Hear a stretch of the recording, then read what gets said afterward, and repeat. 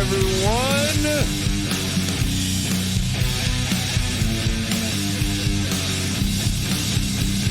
I am your host, Jason Miles, and this is Revolution Podcast.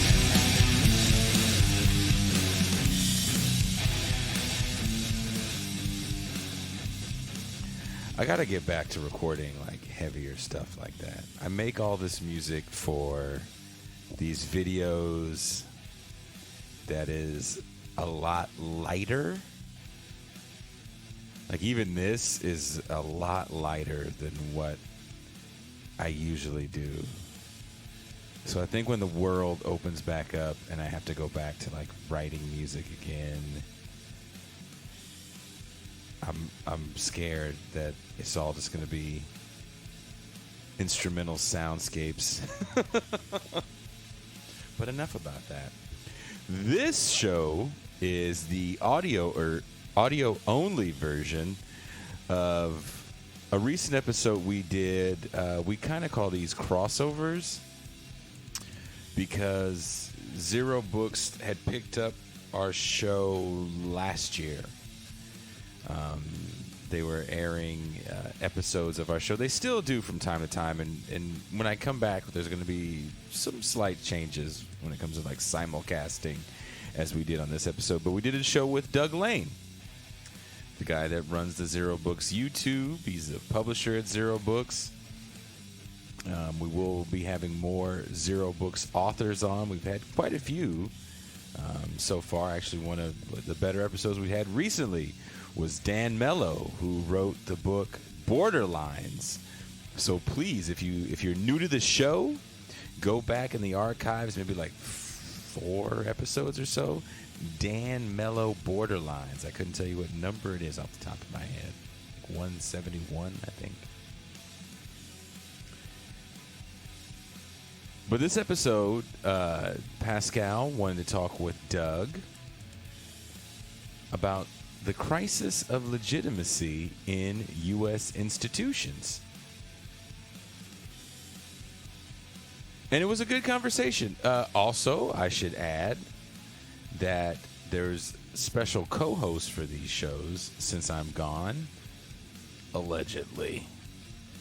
Since I'm gone off air.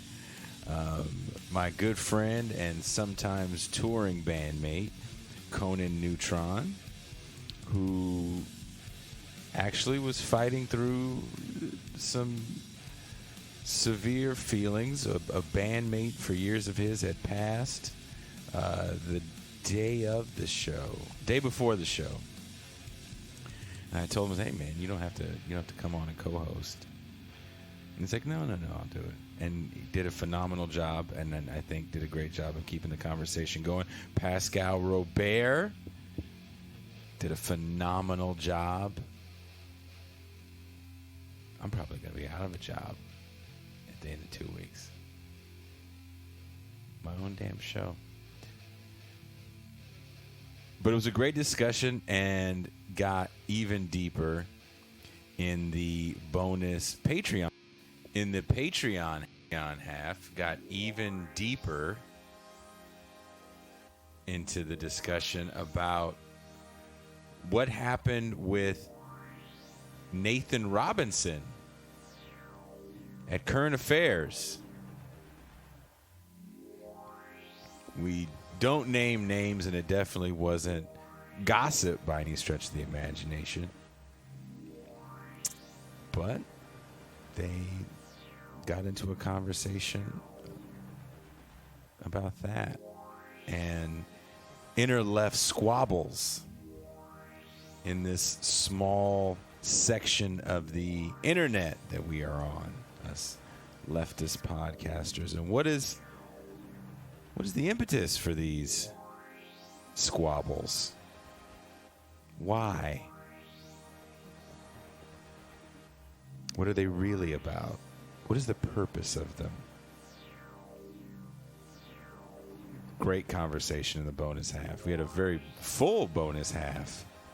If you want to be a part of these shows, the best way to do it, it doesn't cost you anything. Go to the youtube.com/This is Revolution Podcast. And bam, you can chat. We do read, as you will hear from the audio. We actually read the questions that come up. Not all. And not just the super chats. We actually read a lot of the questions because a lot of the questions are interesting. I think we have a great community that does that. I wouldn't say curtail the conversation, but definitely adds to the conversation. And I love it. If you want to be a part of these bonus after hours discussions, well, you got to become a patron. Patreon.com/Bitterlake Presents. And there's multiple levels. You get multiple things, but there's one thing you get access to. You get access to all the bonus patron after hours that we've ever done in the 2 years that I've been doing this.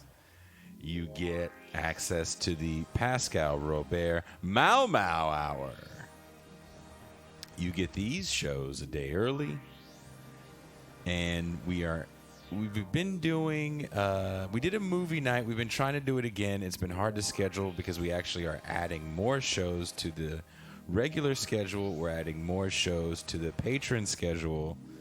So we're actually adding a day, Wednesday. We're going to be doing, it'll be rotating shows.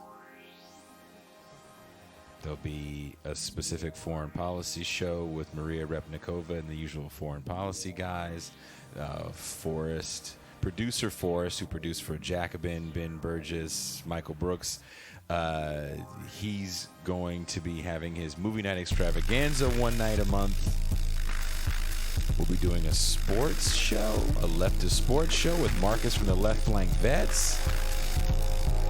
Be a part of this. Subscribe wherever you're listening to this show. There's links in the description to subscribe to all of the socials so you know what's up. I'm talking too long because this is my cue to go. Enjoy this conversation with Doug Lain and guest host Conan Neutron on the Crisis of Legitimacy. I am out.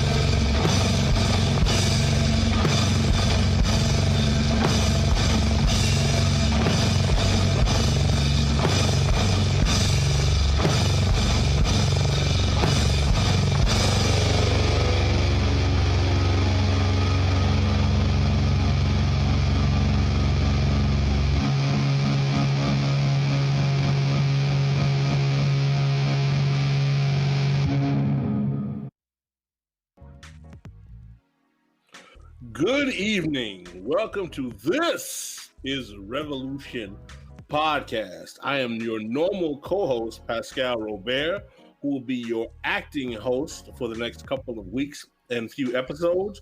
Our main host, Jason Miles, is on vacation, so I will be the acting host with a variety of guest co-hosts that we will have on the show. I'd like to say welcome to the chat and the audience. If you are new to This is Revolution Podcast, please subscribe, hit the bell. Also, if you're interested, become a patron. We'll put up the link for patrons as well. And also share links with your friends. Expand our audience. The theme of today's show is going to be the crisis of legitimacy. If you want to understand what exactly caused us to bring up this theme, we realize that between COVID-19, the rise of Trump, the war in Afghanistan and how we withdrew from Afghanistan, and the overall rise of phenomenon like QAnon, Americans in general in the current political moment have been questioning and debating their trust in American political and social institutions, perhaps more than recent history. So what we're going to do today is that we're going to have an episode with two guests to discuss the crisis of legitimacy, and we're going to put it in the context of a book that was written by a leftist philosopher named Habermas in 1973 called The Legitimation Crisis. We're not going to refer too heavily to the book, but we're acknowledging the fact that this concept was broached before at an early period in the crisis, in an early period in the 50-year counter-revolution. So before we bring on our guests, we're going to look at the wonderful intro video that was put together by our vacationing host, Jason Miles.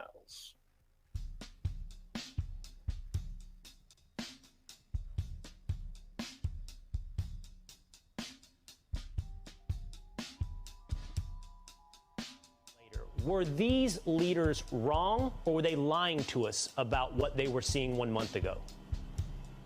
I think we've been hearing a consistent message basically since the beginning of the war in Afghanistan, going all the way back to December 2001, when George W. Bush essentially proclaimed that the Taliban had been vanquished and defeated. The same message being that the United States was making great progress in building up the Afghan National Security Forces, and they would soon be able to stand on their own in defending the government and protecting the country against the Taliban, when we know for certain, not speculatively, but for certain, that inside the government, military leaders and political officials for at least a decade privately were recognizing that what they were assuring the public was true was actually a lie, that the Afghan National Security Forces were a joke. And therefore, the reason it seems shocking to watch the Taliban overrun Afghanistan isn't because we left Afghanistan. Donald Trump wanted to leave Afghanistan too, and wanted to do it quickly, and I supported him in doing so.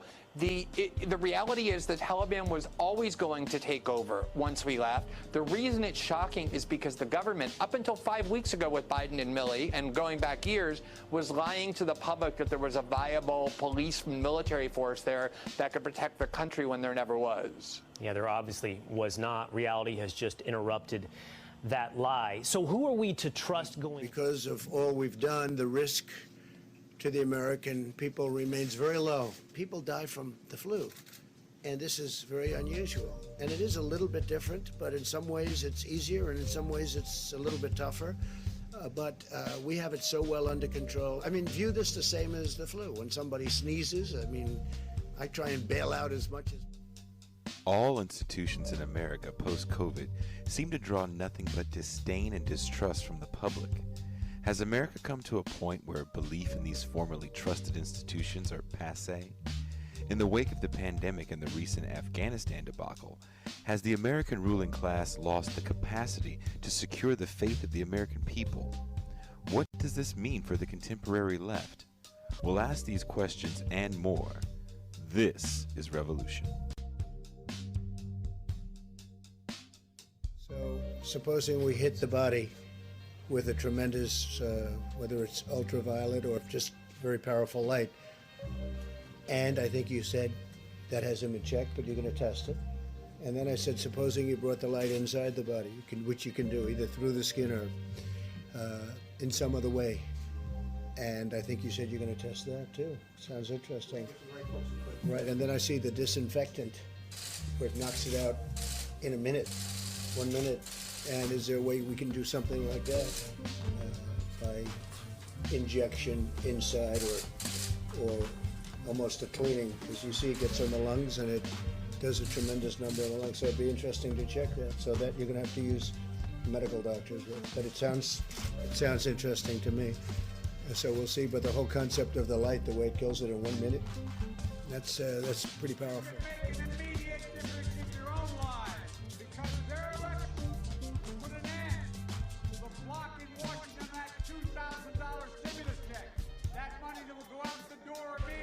There was $600 payments, as you know, in the $900 billion package that passed in December.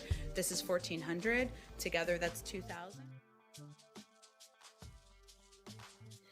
All right, that was a wonderful intro video by again our host and Capitan, Jason Miles. Also want to remind our viewers and audience in chat, indulge us with a super chat if you so wish.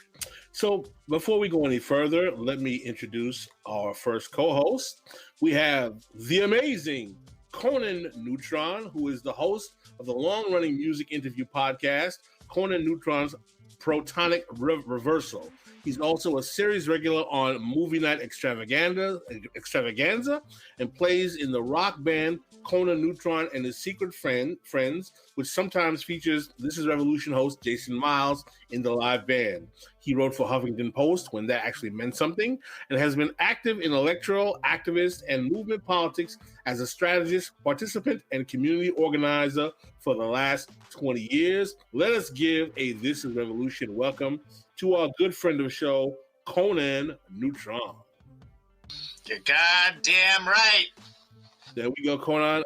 People are like, where are the applause? Sorry, guys. Jason is the one who is in control of the actual board. I don't have the board. Yeah, I have to get my soundboard from the basement. Conan gets a round of applause. Pleasure to be here. I'm glad to be here, Conan. Glad you could be here as well. Let me introduce our second guest. Our second guest is the man, the myth, the legend, the publisher and moderator for the Zero Books website, also a wonderful fictional novelist, the great, the one and only Douglas Lain. Doug Lain in the house. Hello. I am not just a fictional novelist. I'm also one in real life. But yes. I'm glad you said it. I was thinking it. Yeah. Hey, thanks for having me on to This Is Revolution. It's been a while. I think it's been a long while. Long time, Doug. Thank you very much. For those of you who do not know, our show right now is live streaming on Zero Books, and I believe, hopefully, on Conan Neutron's Facebook page and Twitch, perhaps, aspirationally so. So I'm glad to have both of you guys on the show with this subject matter. So let's get deep into it. What the heck is going on in the world, man? I put a post on Facebook the other day, and I want you guys to indulge me. Now, I know you guys know that, my parentage is of Haitian origin, so I'm sensitive to what's going on there. And my feeling was like, between the Haiti earthquake, the Taliban situation in Afghanistan, and this Delta variant, not to be all metaphysical, but there's like a dark energy in the space, man. The chi is off in the world, what's going on.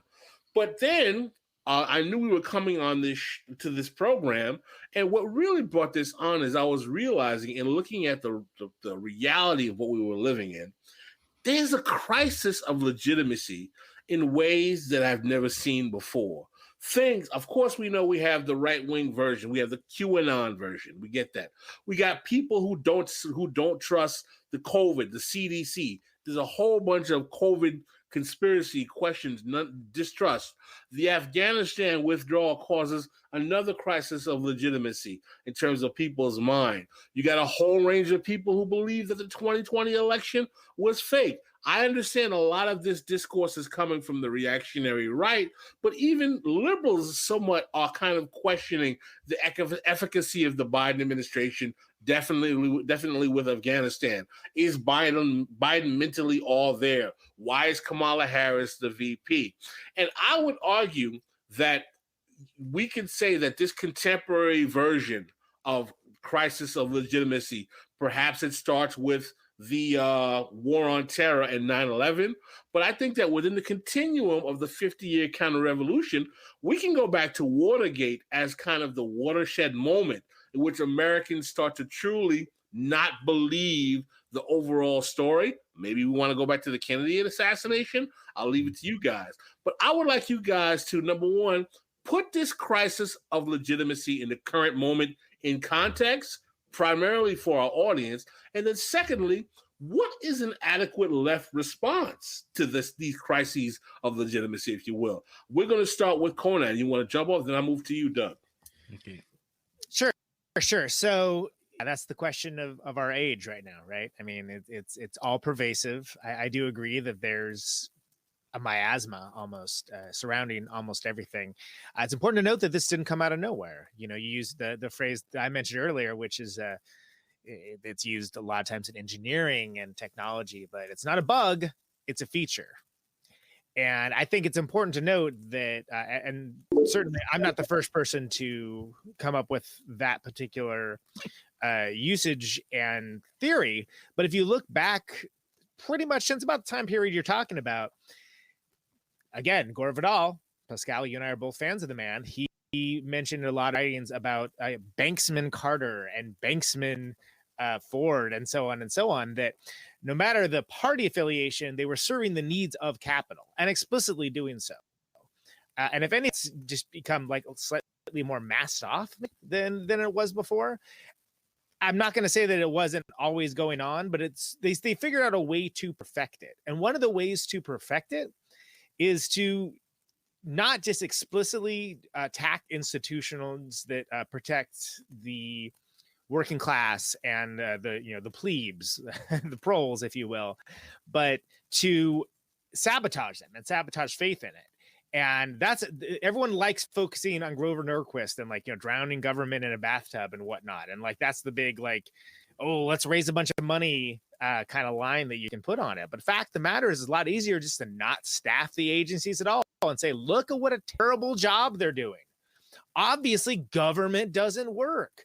Obviously, this is a problem. Let's give all the money to corporations instead. It'll be better if it's privatized. Again, it's not a bug, it's a feature. That's interesting. So Conan is positing a very, very interesting kind of response to the conundrum, in that maybe these crises are not accidental, but part of the neoliberal project in delegitimizing the functioning of the state and replacing it with private actors and private function and private institutions. But my retort to that, not that I disagree with you, Conan, is that why isn't it that part of the delegitimization process is applied to private corporation and private actors as well? So let's move to Doug, because we got some super chats already. Doug, I'd like you to put in your thoughts here. Well, I agree in a sense that the crisis of legitimacy isn't a bug but a feature, but I would doubt that it's a consciously designed feature of our current moment. I don't see the neoliberal project as having arisen primarily as a conspiracy of capitalist elites to put down the working class, but rather as sort of a makeshift management strategy that was put together and adopted in response to the economic crisis of the 70s. And it's important. This is something I go over and over again. It's like a little bit of knowledge that I've gained in the last year or so I say it a lot. But it's important to remember that after World War II, most of the Frankfurt School philosophers, most of the left, and certainly quite a bit of the capitalist class believed that capitalism and the contradictions of capitalism and the economic crises that it engendered had been overcome by a managerial strategy that you could see in the West with the expansion of the welfare state in various forms, and in the East with the advent of the Soviet project, and that even people like Marcuse and Adorno believed that we weren't going to be looking forward to the kind of crises within capitalism that would lead to working class struggle. That was wrong in a sense, because we did have economic crises and we did have struggle, but what we lost in the process was a confidence in the party and in a socialist project. Certainly by the late 60s and 70s and the rise of the New Left, the idea that we could create new institutions of power that could replace capitalism was sort of doubted. And we went from party politics to movement politics. We went from struggles for new forms of self-government and also new forms of economic relations to struggles around expression and inclusion and participation and eventually resistance.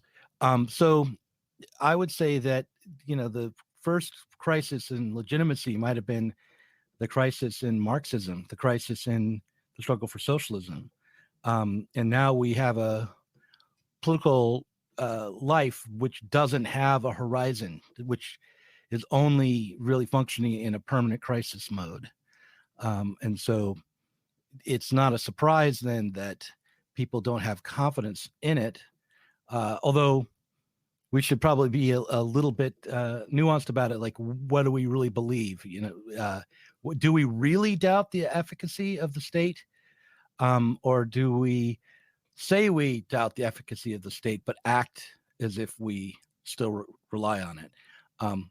So I think it's a complicated issue, but the main thing we've lost confidence in is our own ability to create radical change through seizing power by creating new institutions of power and a new kind of politics.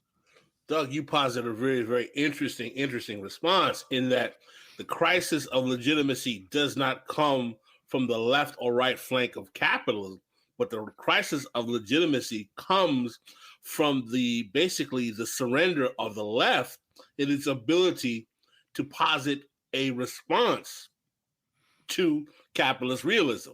In other words, what you're saying is that the crisis of legitimacy pretty much starts with the failure of the old left to be able to deal with the rising technocracy that comes about after the World War II moment, where you have things like the Frankfurt School, which I would argue, and correct me if I'm wrong, is a response in belief that capitalism has kind of won and is permanent. And how do we deal with that? Looking for sectors of society that will be revolutionary. That's an interesting thought that I haven't really considered, that really the crisis of legitimacy is a product of the failure of the left, not as a product of the actual failure of the ruling class, if you will. That's a very interesting, that's a provocative way of posting. Conan, what do you think about that? I'd like to hear your thoughts. Yeah, I agree. And I think that all you have to do is look at, what's the Green Party's foreign policy? Well, don't wage war. Okay, well, what about when you're already in war? I agree with that. I agree. Let's not wage war. But the part of the reasons why Jill Stein ended up being a punchline in the 2016 election is that her and Gary Johnson were given a platform they were never given before because of all these new media outlets, and neither one of them really brought the damage. They were ready with their prepared lines. They were ready for where they're strong at, but they weren't ready to articulate a different kind of foreign policy. They weren't ready. Honestly, I hate to use the overused term, but they weren't ready for prime time. And that's a failure. We're predominantly concerned. Obviously, this is not a crossfire. We're primarily concerned with the left on this show, but I think it's systemic in the fact that you have a lot of third-party mindsets and people that are not affiliated at all, that once you have to actually be in the soup and be involved with everything, some of them are half-baked opinions or half-formed opinions. And when I say half-baked, I don't mean thought out. I mean that you're not prepared to articulate your opinion and debate it and say, no, this is why. Here's, for instance, healthcare, right? You say that the Medicare for all is too expensive. I say we're paying for it now. We already are paying for it. There's so much graft and waste in healthcare right now that's happening that is hurting the bottom line of everybody, again, using capitalist language. But by the same token, justify that, not how we're going to pay for it, which is the most ingenuous frame ever. And a lot has to do with frame language. And we're still way too obsessed with catharsis over getting results. Meaning, I agree. Yeah, defund the police. And that's a great thing to shout, right? But guess what? If you use the terms police reform, you might actually see some action from it. That's definitely interesting. I got to take this super chat. How does the left build a movement in this era and make sure Pascal and Jason get their juice boxes? Don't worry about our juice boxes. We do several shows about building a left. How about we start talking to working class people where they are and ask them what they want in terms of their policy solutions and organizing them instead of all of us, myself and Jason included, being just internet chatterboxes and actually going out and talking to working class people where they are. That might be a good actual step for the left as well. So let's actually stay on this subject that the crisis of legitimacy is really a product of the failure of the left. Should we view the crisis of legitimacy, though, as a moment for radicalization or a radicalizing moment? In other words, as people who are on the left, should we be, melancholy that people are distrusting all of these institutions? And why does it seem that all of the anti-status quo or the countervailing energy, all of the challenging the normative party line, if you will, is on the reactionary right, while the left, or the putative left, if you will, what people call the left — I argue that we don't have a left, we just have leftists — is worried about coalescing, or how we coalesce or work with or deal with or don't deal with the Democratic Party. Don't we find it rather kind of ironic that all of the quote-unquote radical energy that we're seeing is on the reactionary right, while the left is somewhat circle jerking about what we can and can't get from the Democrats? I know Doug probably has some strong opinions about that. Yeah, well, I mean, to start with, let's think about Afghanistan for a moment and the response to the failure of the occupation of Afghanistan. I recall being involved in I was involved in the protests against Afghanistan. The invasion of Afghanistan in 2002 for an organization called the Portland Peaceful Response Coalition. And at that time, when right after the attacks on the World Trade Center, the people who were part of the kind of established, or the remnants of the established New Left that were still around, formed a coalition.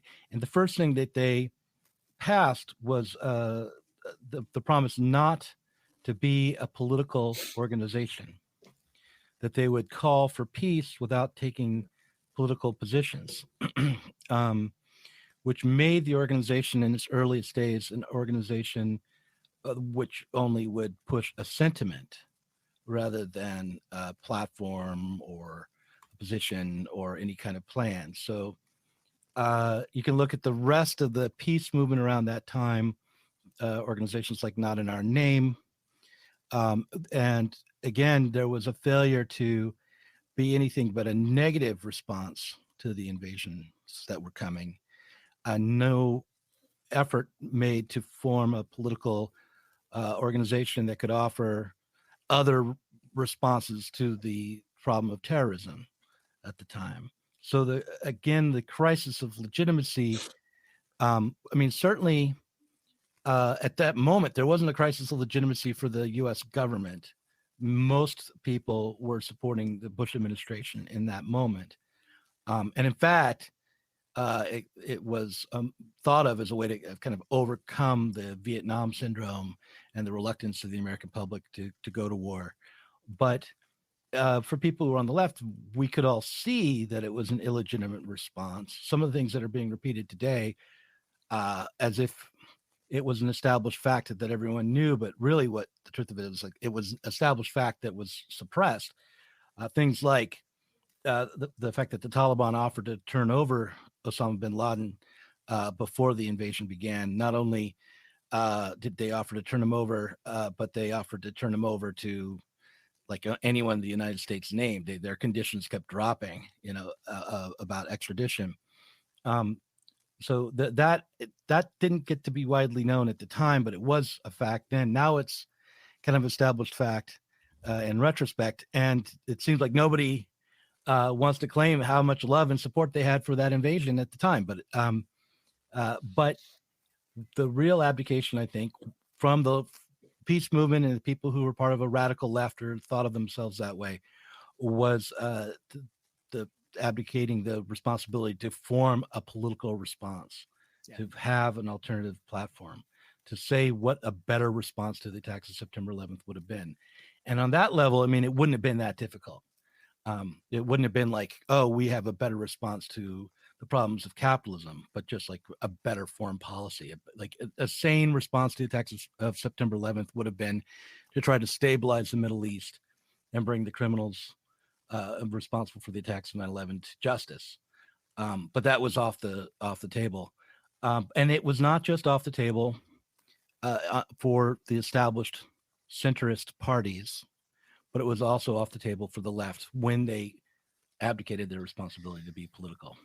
Yeah, if I may add to that, I first of all, I think that's a great point, and I think it's also interesting that at the time, the idea of there being like a bipartisan or a nonpartisan anti-war movement is absurd now. But I think the idea, a lot of it was like, oh, well, there's people that maybe they don't agree about freeing Mumia, but they're here against the war. And I was in those, the protests for this. And what I was seeing is the same old song and dance, man, which is just, you have people that are there for, hey, we don't want to be bombing these people that caused this, right? We don't want to go to war against these people. But then everyone just trots out their normal axes to grind about everything.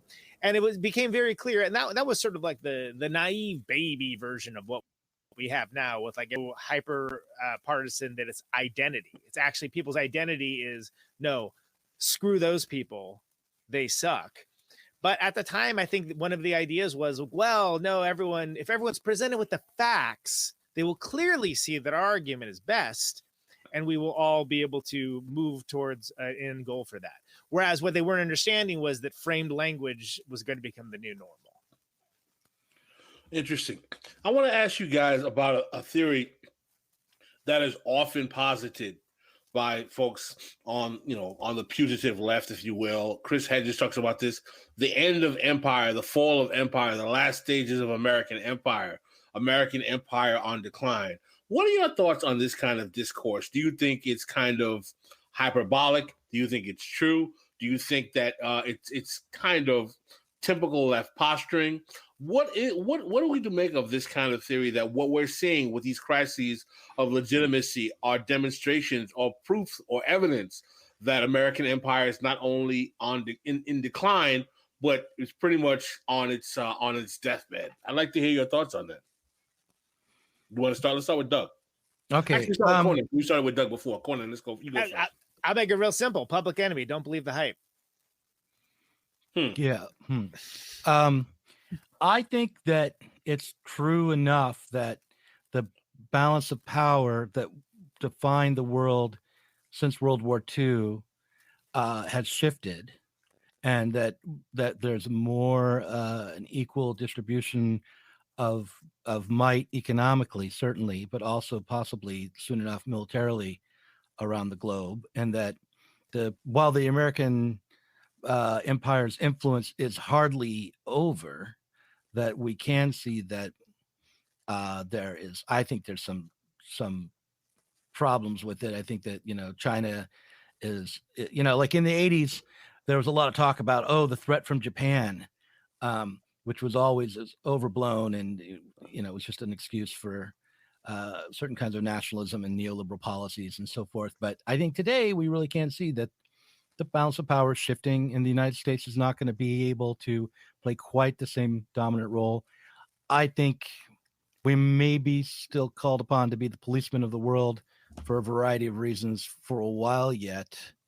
But what is Christopher Hedges really talking about? Is he talking about the corruption of the American empire, the corruption of the elites? Because one of the reasons you asked something earlier, Pascal, which was why is it that the right is having so much traction in this moment when the state seems illegitimate in response to COVID? And the reason why might be also because the idea that the primary problem in the U.S. or around the world is corruption is a right-wing perspective. It's at least a conservative one.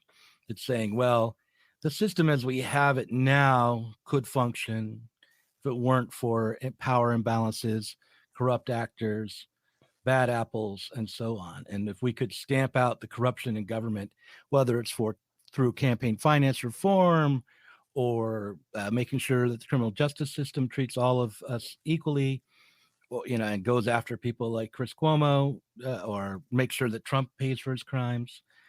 All these kinds of approaches to handling the crisis that comes from the way power functions in society misses the fact that when power is functioning well, corruption will always follow, and inequity will always follow, and crimes will always follow, and wars will always follow. That the wars of the world are not a bug but a feature, as Conan said earlier about the legitimacy crisis. Well, and I think it's back. Go ahead, Conan. Go ahead. I was just gonna say, and the obviously corruption is used often to undermine governments that are in power that people just want to see overthrown. So you start alleging corruption, especially in South America. I don't know if you guys have ever read the Confessions of an Economic Hitman, that book, but I mean, gosh, like that, the kind of stuff like that in our name, it's like a lot of these whisper campaigns and things along those lines. And something else that I want to hit on too is that there's a certain degree that I think people are beginning to understand it now, that there's money in the fight, but not necessarily the victory. What do I mean by that? Okay, so let's look at the anti-choice crowd, right? They want to campaign against abortion. They want to make big money raising money from all the true believers that don't want there to be abortions. They don't actually care about the result. The result's irrelevant. It's the actions of getting there. Now, you can apply this to American foreign policy, wealth extraction for Afghanistan, be it opium fields. You can talk about for Iraq for the oil. Like, people are making big money. And when I say about the American empire in decline, I'm talking about as a government. Now, American corporate power has never been stronger. And I say American corporate power because it's ostensibly American, but we really created these, and I hesitate to use the term, but global corporate powers that have an oligarchical control over so many aspects of everything, that when you talk to like the more cynical amongst us about like, oh, well, there's no difference between the parties. It's just, two people with puppets, both on either side. To a certain degree, again, going back to Gore Vidal and talking about banksmen and things along those lines. These aren't new ideas. This has been happening for a while. But what they've done is they've gotten their act together in such a way, and they've finally honed their dark martial arts, that it's all pervasive to the point that it looks hopeless from the outside. This is the way that has always been. This is the way it will always be. It's the one part of 1984 that's somewhat correct, that, we've always been at war with Eurasia. We've always been at war with Oceania, bit of it. And it, again, comes back to frame language, because really it was closer to Brave New World in a lot of ways to where our culture is now, where we have Soma, we have the opiate of the masses, et cetera, et cetera. But the thing that is held true is just, if you throw up enough dust at any given moment in time, it doesn't mean that you necessarily need to win. You just need the other guy to lose. And if you throw up enough dust, that's going to be how you do that. What's also fascinating, right, about this whole crisis of legitimacy discourse that we're positing ourselves is that if we look at the period of time where the liberal democratic order was most effective, i.e. post-World War II, 40s, 50s, and so on and so forth, even though there might not have been a crisis of legitimacy and institutions of the ruling class were, quote-unquote, maximizing in their efficacy, they were still doing horribly, horribly oppressive and damaging stuff all over the world. The Dulles brothers and their foreign policy. You have what happened in Iran. You have what happened in Latin America. So, I mean, I guess there's a very part of us, even though we're talking about there's a crisis of legitimacy, in that discourse in and of itself, it assumes that when the ruling class had its most effective ability in managing the affairs of society, those were somehow halcyon days, when in reality, for large segments of American society, America was still pretty much, crappy. I don't think any of us would want to be black in the South in 1952, or a woman, anywhere in the country as well, having to deal with the sexism or a variety of other oppressions. So are we kind of, when we posit this theory of crisis of legitimacy, are we romanticizing something that doesn't even merit romanticization, perhaps? And maybe that's my fault for even positing the question in that way. I'd like to hear your thoughts. Let's start with Doug. Yeah, I think that we may very well be romanticizing the kinds of institutional power that was present in the past. One of the things, though, that one of the commenters said early on in our chat was that the crisis in democracy and the crisis in legitimacy arose in the discourse around the same time in the 70s, that these were both ideas that were being kicked around in elite circles. And the crisis in democracy was, of course, the crisis of too much democracy. So one of the things that can happen to, elite powers as the people who are counted as citizens who have some say in government expands, their legitimacy declines. So, what constitutes legitimacy is kind of an open question, I guess. It depends on who's being served by the state power. The thing I want to go back to, though, just to kind of contradict myself a little bit here or to complicate this, is that along the difficulty is when all the institutional powers and the structures of society that we do have to rely on to survive, like for instance, now in the time of COVID, have no legitimacy. The mistrust can run deep enough that it even applies to the people themselves. So we lose confidence not only in our institutions and our elites and our politicians, but in one another, and in our ability to organize to make a change. And I definitely see that. I'm going to be personal for a moment. I've been dating for the first time in a long time. I'm talking to a lot of women, white women of a certain age, and what I find, by the way. Condolations, which is condolences plus congratulations. Yeah. So what I find is that they're even the most, sympathetic characters who I go out on a date with once or twice will talk about the ignorant masses, whether they locate them in the South or down the street, depends maybe on their economic position.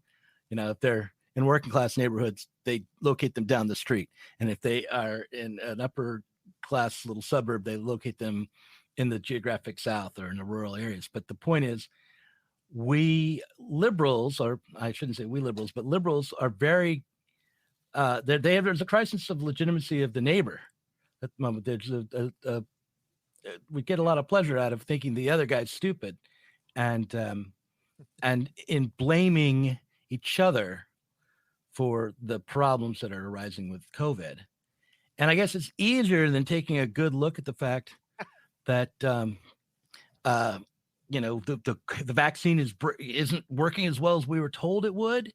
And the level of vaccination is far lower than it ought to be. And, if you want to go all the way back a year, the testing and tracking was a complete failure.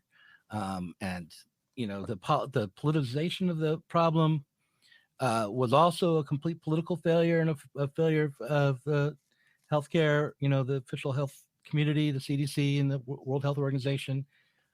I mean, we're still dealing with the fact that it's possible, seemed of the choices, the more probable fact is that this was a man-made virus, or, not on purpose necessarily, but it was leaked from a lab. And we were told the opposite for a long time. If we could constrain who we think is illegitimate and have more faith in one another, I mean, I feel like, why can't we all get along is what I'm saying. But if we could try to contain the crisis of illegitimacy to the state and really to the corporations that are running our healthcare industry, I think that would be a positive step in the right direction. Well, that's another interesting addition you put into the mix here, Doug, is that the crisis of legitimacy in our institution, public or private, is now spilled over so bad that it's affecting our belief in the legitimacy of other citizens, our neighbors, our friends, depending on either their beliefs, thoughts, ideas, worldviews, and so on and so forth. So how does that give us an ability to even function as a society when politics has made us unable to trust each other? Conan, you have any thoughts on that? Well, sure. I mean, the kind of the reductive laugh line is sort of like, whose legitimacy, whose freedom, who is this benefiting? And I think when you so mistrust, I think anytime you're dealing with a class-based system and you're dealing with keeping people at each other's throats rather than banding together to be like, hey, wait a second, these guys are the ones that are causing all these problems, then you're going to be able to keep them in line. And I agree that like we got to be real careful about, the masses or whatever and things along those lines.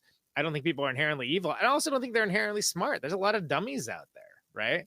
And that's something that I think leftists especially can kind of fall into a habit of doing, which is to give unearned credit to people just because they're working class. Also, good time to mention that whenever people talk about working class. Yep. Did we lose? Did the deep state get Conan? I think so. In solidarity, Pascal, I think you and I should hold perfectly still and throw our voices for the remainder of this. So we should become ventriloquists of This Is Revolution. Yeah, because he was not moving at all. He hasn't moved in a while, and so I feel like in solidarity with him, we should remain still. I don't know if I can do it though. Oh, do we get him back? I don't know if we got him. We'll see if we can get him back, but.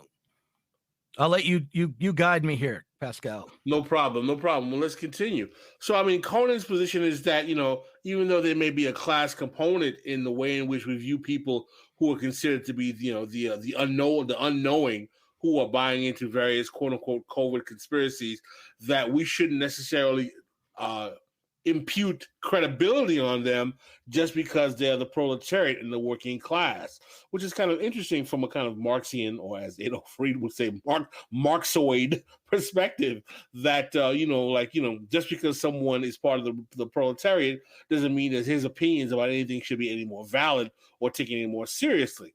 Do you think that Conan's position is somewhat elitist, off the mark, or what are your thoughts about that as a good student of Marxist philosophy? Well, I just remember something that Amber Ali Frost, who's one of the Chapo people, told me once in an interview years ago, which is that just because you get hit by a car doesn't mean you know how the combustion engine works. I would agree that you don't just take someone's opinions for granted because of their position, whether or not they're exploited in economically or they're the victims of racism or sexism. But again, to go to the question of legitimacy, we need to develop. I mean, this is one of the reasons why Ben Burgis's book was important about Give Them an Argument.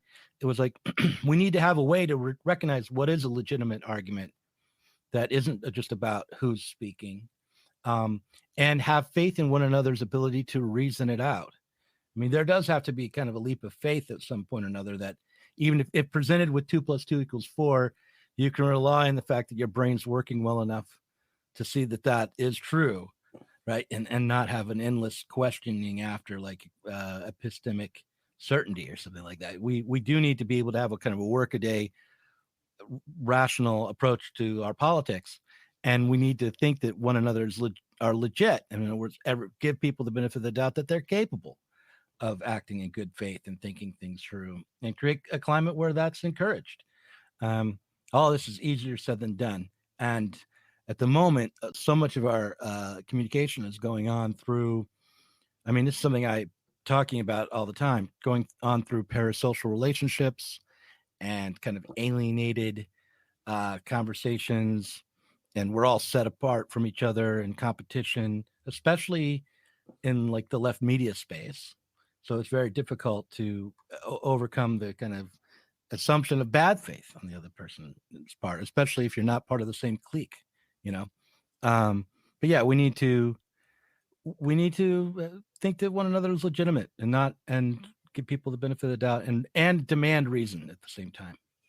Well, you're positing some interesting questions here, Doug, in terms of how we actually become good human beings in a time in which the social environment and political environment of the current era are making people basically distrust each other over politics, over policy, over worldviews, and a variety of other things.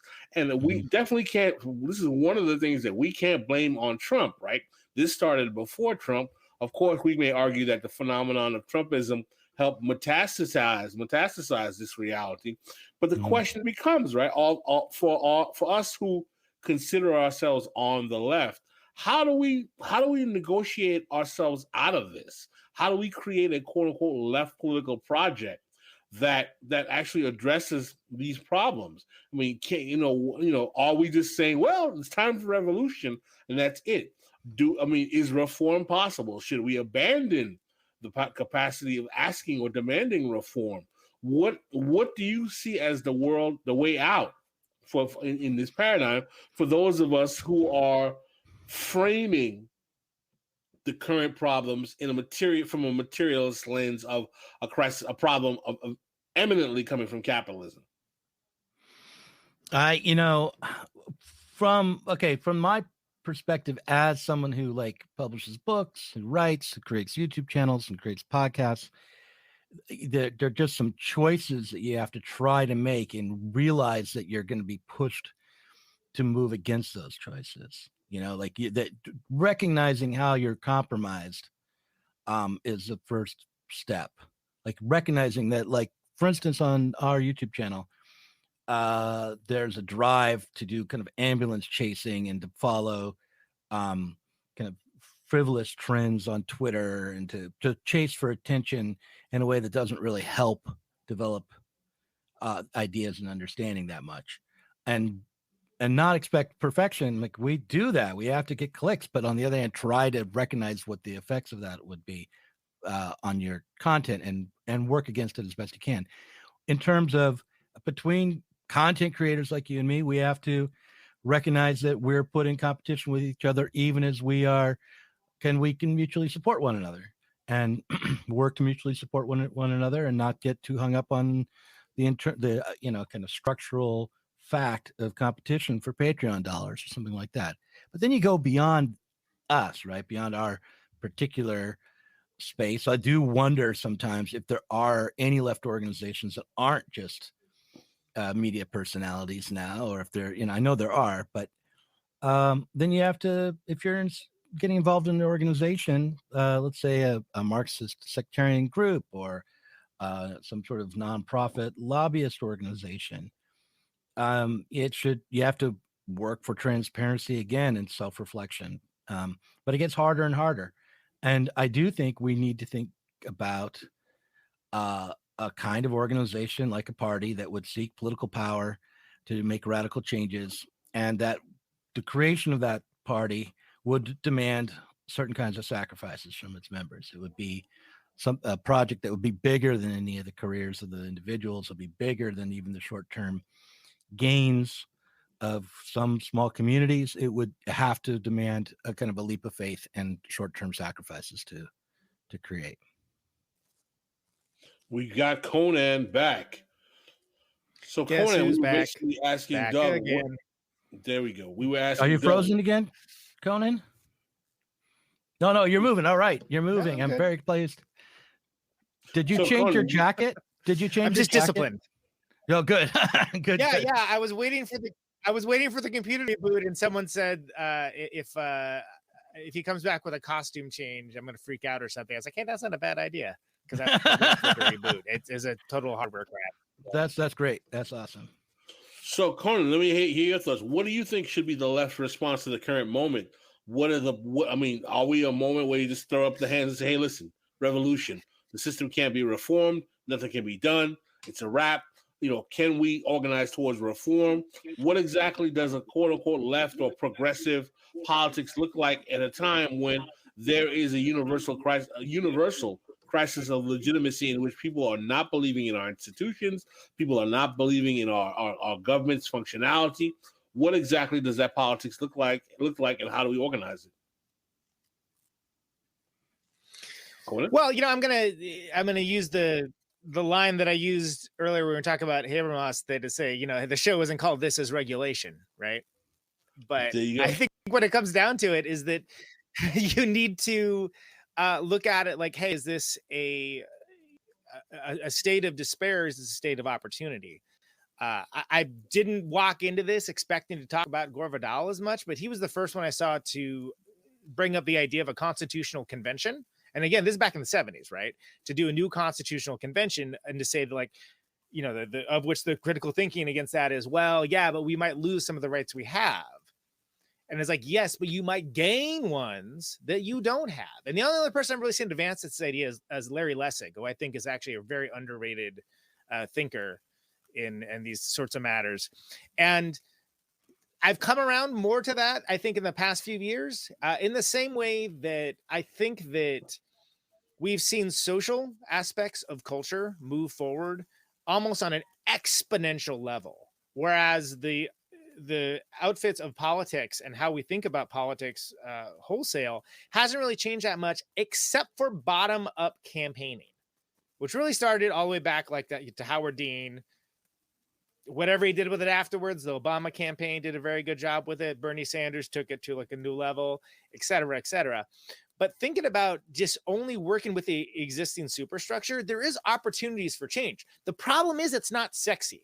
When people think of revolution, you know, they're thinking of like, yeah, let's you know, get our guns and go on the streets and this and that. And no, that's not the kind of revolution that we actually need. That revolution we actually need is a government that serves the people, that serves the interests of the people rather than corporations. Okay, so maybe you go back to campaign finance reform. Well, campaign finance reform isn't sexy. Nobody wants to talk about campaign finance reform. You have to worry less about what is and isn't going to play and just do it. Just do it. That's the thing that like the right is so, they're so good at. I'm envious of it. They don't care about like, oh, some lefty podcast gonna call me a nerd. No, they don't give a damn. They have a whole well-funded superstructure in place to advance their ideas. The whole reason we even know the Overton windows because of the Mackinac Institute. They fund places that literally just come up with ideas. Think tanks. What do we have? This. And no offense to this, but yeah, I'm telling you. But could you do that voice again one more time, Conan? So who? Oh, no, they're gonna be mean to me. Yeah, exactly. Well, I actually don't want to think that we don't just have this. What we do have is a foundation world infrastructure that promotes the notion that we have left institutions, which are actually capitalist finance institutions, promoting neoliberal reforms under the charade of seeming left. So we have worse than this. We actually have left flank of capital institutions that are socially engineering the facade of movements under the guise of quote unquote being progressive that are actually doing nothing but promoting a kind of neoliberalism in wokeness, if you will.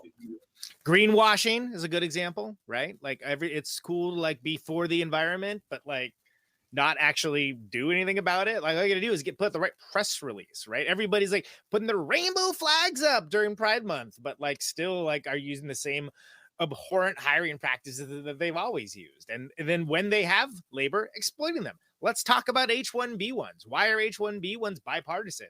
Because it's basically conscripted labor. You usually have young men from India coming to do a job, supporting their entire family, single-handedly elevating them from a case system that had them like below poverty up to middle class. And then they get to tell them, you will do whatever I say, whenever I say it. And if you do not, you will be sent the fuck home. Pardon my French. But like, that's why are those bipartisan? Why do you think? Why do you think they're bipartisan? It's a great way to exploit people. Well, we're coming up on the last 5 minutes, and if we can, we're going to try to get at least a half hour, maybe more, out of both of you in the patrons only section, so we can move this on. And I think that when we do move on, we're going to take a play on something that Doug kind of started to discuss. What is the role, condition, and the state of left online media in this current moment? And, are we basically coming to a position where the left online media has been reduced to nothing but a circular firing squad, pretty much, from the sheer travesty? Now, as you guys probably know, we pride ourselves here at This is Revolution podcast as being non-sectarian leftists. I think you guys know what that is. And we also pride ourselves in not getting into left gossip or picking sides of who's there. So when we do engage in this conversation in our patrons only section, let's keep it broad, generalized. We don't have to necessarily get into names because this is across the board. It's a phenomenon we're seeing everywhere with people who are on left media, this kind of internecine war and battle we're seeing. And I think that we all agree that it's a rather tragic illustration how even a bunch of YouTube and social media personalities on the left become so sucked into just petty, childish high school bickering that it's really delegitimizing the overall project of what is supposed to be about making life better for the majority of Americans who are working class and many of whom are poor. So we're definitely going to get into that in the next hour. Before we go, any of you have anything you want to promote that you're working on, projects, books, appearances? I'll give you the last 3 minutes to do so, if you will. Let's start with Conan. Goes first? Conan, go ahead. Okay, so Conan Neutron's Protonic Reversal. It's all music interviews. That's all free all the time. ProtonicReversal.com. Anywhere you find podcasts. I never ever remember to pimp the YouTube. So yeah, like and subscribe to that if you're a music person. Conan Neutron and the Secret Friends is my band, and we are on all the normal places you would get music. Bandcamp gets us the most money to keep the wheels grinding. I've become a series regular on Forrest's Movie Night Extravaganza. So if you're into movies, it's the best movie podcast out there. Granted, I'm a little bit biased, but like and subscribe to that. It's a really new show. I think it's only been around 6 weeks or so, but really amazing content. And yeah, it's always a pleasure. This is my favorite show. So it's always a pleasure to be on. If you did call it This Is Regulation, you probably get some of that, big Soros money. Maybe not. I don't know. But well. But you wouldn't have anybody watching, so yeah. Well, the trade-off is nobody would give a damn. Right. Well, I should say that people should go to the Zero Books YouTube channel and subscribe. Some people are watching that here right now. I want to mention that we have a book coming out from Are You Serious called The Freaks and the Machine, which is about cyberpunk. A cyberpunk magazine called Mondo 2000 that was around in the 90s and 80s. I remember that. Yeah, totally so it's like the story. That, yeah, the story of that and what went wrong with cyberpunk, and what went right with cyberpunk too, I guess. But and I'm excited about that book, and I'm going to be hopefully we're definitely going to make, but I'm not sure when it's going to come out, like a documentary video film to promote that. And I've got a whole bunch of old footage about cyberpunk from the 80s and 90s that I'm going to be, using. So that's something that's fun that will be coming. If you are interested in anarchism, we have a book coming out by Michael Albert about Paracon called No Bosses. If you're a Chapo fan and you want to help the imprint, you should tell Matt Christman that he needs to get writing, because he has a book due to us called Behold a Fell Horse, which we're really hoping he'll deliver. And that's something that is exciting that's coming up. And if you want to read my work, there's a book that came out in 2018 called Bash Bash Revolution. And when you buy a copy, I get royalty checks, like $1 or something. So go buy a copy of that. And that's everything. Well, all right. We have officially come on an hour.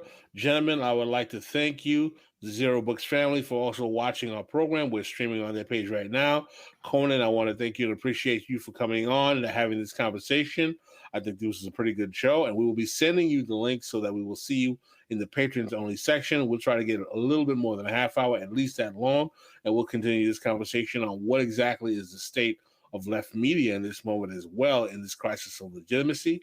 And on that note, we will wrap it up, and we will be leaving you with our outro. And I can say that we are